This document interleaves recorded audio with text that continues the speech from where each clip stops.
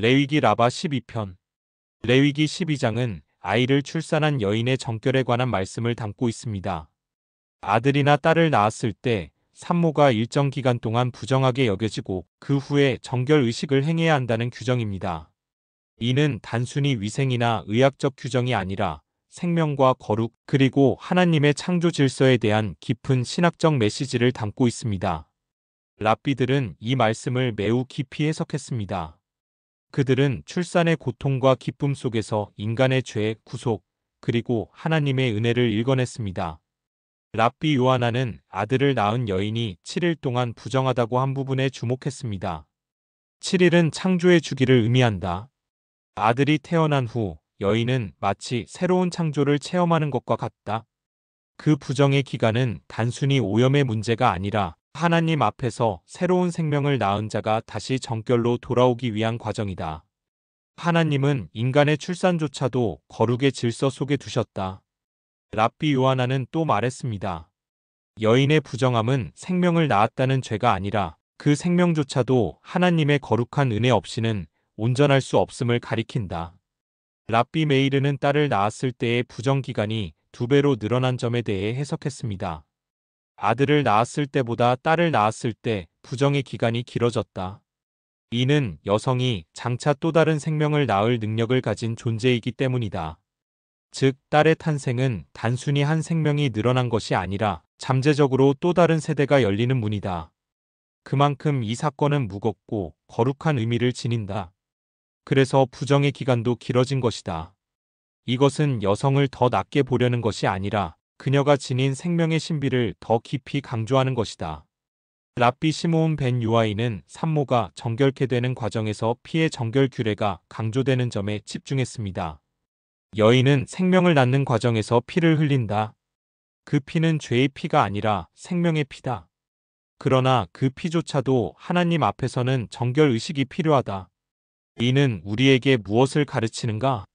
우리의 생명은 고귀하나 여전히 하나님의 정결케 하심이 필요하다는 것이다.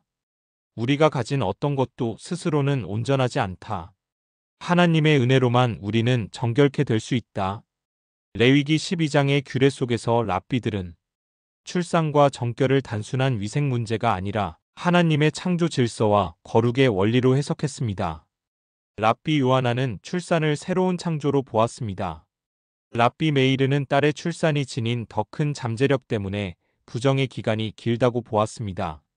랍비 시므온 벤 요아이는 피의 정결을 통해 인간, 생명조차 하나님의 은혜 없이는 온전할 수 없음을 강조했습니다. 레위기 12장의 출산과 정결 규례는 고대 이스라엘 사회에서 단순한 의학위생 규정이 아니라 생명과 거룩 그리고 인간의 죄성을 함께 묶어낸 주제였습니다. 랍비들은 이 부분을 매우 다층적으로 해석했습니다. 랍비 엘리에제르는 출산의 과정을 달의 주기와 연결했습니다. 여인의 피와 정결의 주기는 달의 움직임과 같다. 달이 차고 이지러지듯 여인의 몸도 하나님의 정한 때에 따라 변화한다. 그래서 부정의 기간은 달의 완전함을 기다리는 시간이다. 아들을 낳으면 7날 이는 창조의 한 주기이며 딸을 낳으면 14날 이는 2번의 창조 주기이다. 하나님은 생명을 낳는 과정조차 천체의 질서와 연결해 두셨다. 랍비 아키바는 출산의 고통을 창세기의 사건과 연결했습니다. 하나님은 하와에게 말씀하셨다. 내가 수고하고 자식을 낳으리라. 출산의 고통은 죄의 결과다. 그러나 그 고통 속에서도 하나님은 새로운 생명을 허락하신다. 부정의 기간은 단순한 오염이 아니라 죄와 고통의 흔적을 정결케 하는 과정이다. 그래서 여인은 제사를 드리고 피로 정결케 되어야 한다. 이는 하나님이 인간의 죄와 고통 속에서도 새로운 시작을 허락하신다는 증거다. 랍비 유다는 왜 아들과 딸의 출산 규례가 다른지에 대해 설명했습니다. 아들을 낳았을 때는 7날이 지나면 할례가 있다. 그 할례로 아이는 언약 안으로 들어온다. 그래서 산모의 정결 규례도 상대적으로 짧다. 그러나 딸을 낳았을 때는 할례가 없다. 아이 스스로가 언약의 행위를 할 수 없기 때문에 산모가 더 긴 정결 기간을 통해 하나님 앞에서 언약을 새롭게 하는 것이다. 이는 차별이 아니라 오히려 언약의 균형을 지키려는 하나님의 질서다.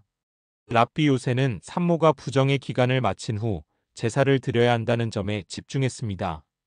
여인이 번제와 속죄제를 드리는 것은 그녀의 출산이 죄 때문이 아니라 그 생명조차 하나님의 속죄 없이는 온전할 수 없음을 보여준다. 생명은 선물이다. 그러나 죄의 세상에 태어난 그 생명은 하나님의 은혜로 덮여야 한다. 그래서 제물이 드려지는 것이다. 랍비 엘리에제르 출산과 정결을 달의 주기와 연결 창조 질서 강조. 랍비 아키바 출산의 고통을 죄의 결과와 연결 고통 속 은혜 강조. 랍비 유다 아들과 딸의 정결 기간 차이를 언약과 연결 신학적 균형 강조. 랍비 요새 제물의 의미를 강조. 생명은 은혜로만 온전해짐. 레위기 12장의 출산 규례는 단순히 산모의 위생법이 아닙니다. 랍비들은 여인의 부정 기간을 통해 하나님의 창조 질서와 생명의 신비 그리고 죄와 은혜의 관계를 보았습니다. 랍비 요하나는 출산을 새로운 창조로 해석했습니다. 랍비 메이르는 딸을 낳았을 때의 긴 기간을 생명 세대의 잠재력으로 보았습니다. 랍비 시므온 벤 요아이는 피의 정결을 통해 하나님의 은혜 없이는 온전할 수 없음을 강조했습니다. 랍비 엘리에제르는 출산과 달의 주기를 연결하며 자연 속 창조 질서를 보여주었습니다. 랍비 아키바는 출산의 고통을 죄의 흔적과 동시에 은혜의 통로로 해석했습니다. 랍비 유다는 아들과 딸의 차이를 언약과의 연결로 풀어냈습니다.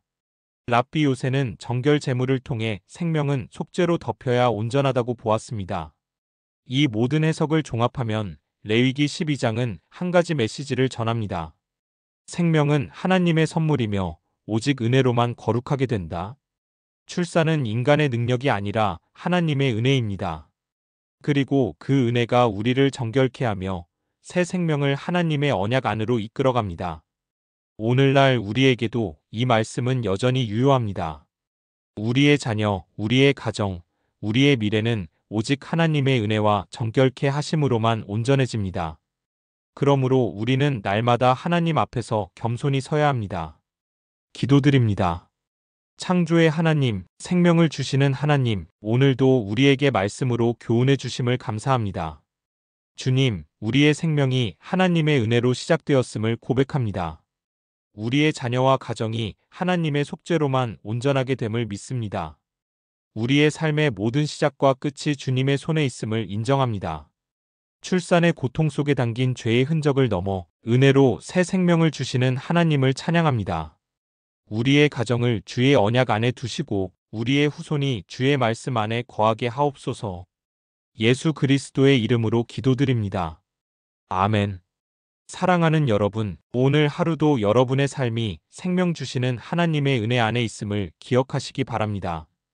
여러분의 가정이, 자녀가, 그리고 여러분의 미래가 주님의 언약과 속죄로 덮이기를 축복합니다.